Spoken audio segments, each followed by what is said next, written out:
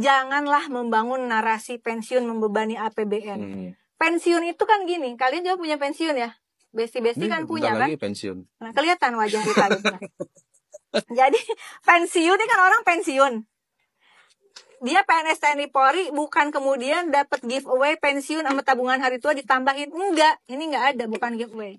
Dari gajinya dia bukan ditambahin pensiun dan tabungan hari tua. Bukan gini, balikin di Kementerian Keuangan.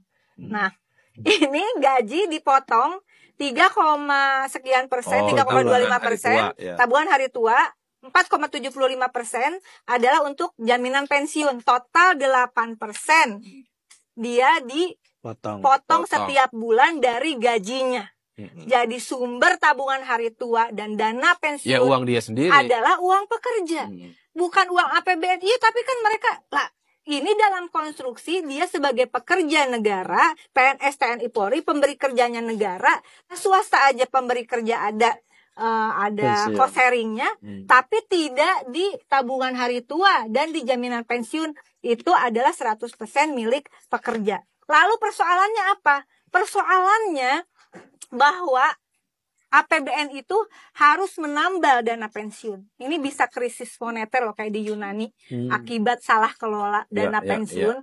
2020 harus ditambal 125,5 triliun. 2021 128,3 triliun. 2022 130. 2024 harus ditambal dari APBN 164 triliun. Dan 2025 diproyeksikan harus ditambal 175 triliun. Pertanyaannya, itu dana yang dipotong orang kerja puluhan tahun, duitnya kemana? Pertama, yang kedua, bagaimana model investasinya? Lu investasikan kemana? Kok sembarangan investasinya? Ingat loh, ini asuransi sosial, beda pengelolaannya dengan asuransi komersial. Ya katanya mereka PNS TNI Polri kan, maksudnya biar ada manfaat, pajak juga dipotong kok.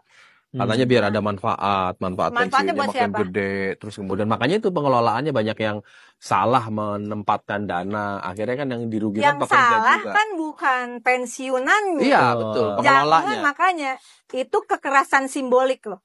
Lewat bahasa.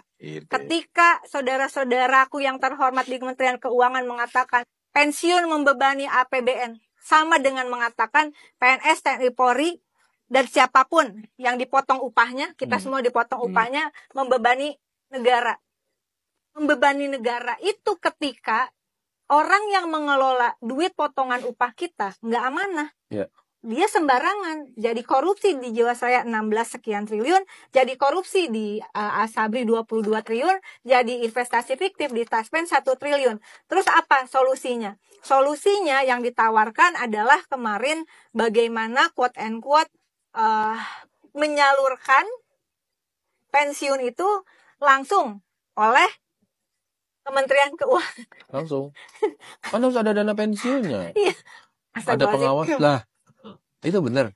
Benar di Komisi 11. Benar. Mana itu tadinya rapat kemarin nih, ini baru. Tanggal 7 ya. Rapat tanggal 7 Februari 2025, Direktur Jenderal Perbendaharaan DJPP Kemenkyu Astra Primonto Bakti mengatakan berencana mengambil alih pembayaran pensiun. Oh, pembayaran. Iya. Pengelolaannya dana pensiun tetap ada kan? Kan ada OJK tuh yang mengawasi.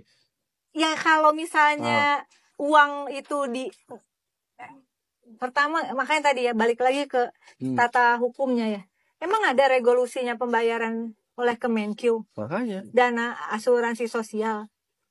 Itu dulu dong cek bahwa ini persoalan bagaimana APBN dibebani. Tunggu, ini baru usulan atau risalah rapat? Enggak, ini udah.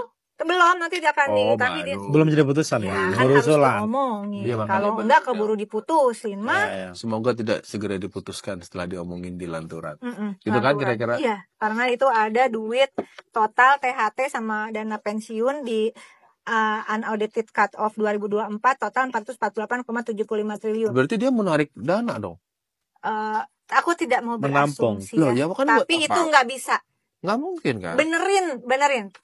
Cara kerjanya dibenerin, perkuat pengelolaan investasi, tata kelola dan manajemen resiko yang benar, pengawasan agar investasi stabil dan selama ini kan begitu. Emang selama ini emang betapa kasihannya ya. Seringkali dana-dana pensiun itu dianggap uang yang tersedia, uang dana murah. Padahal itu kan uang tabungannya orang. Potongan upah. Emang kita regulasinya nggak cukup? Mungkin jangan-jangan regulasinya sudah cukup, tapi pelakunya yang rada-rada kurang-kurang ajar.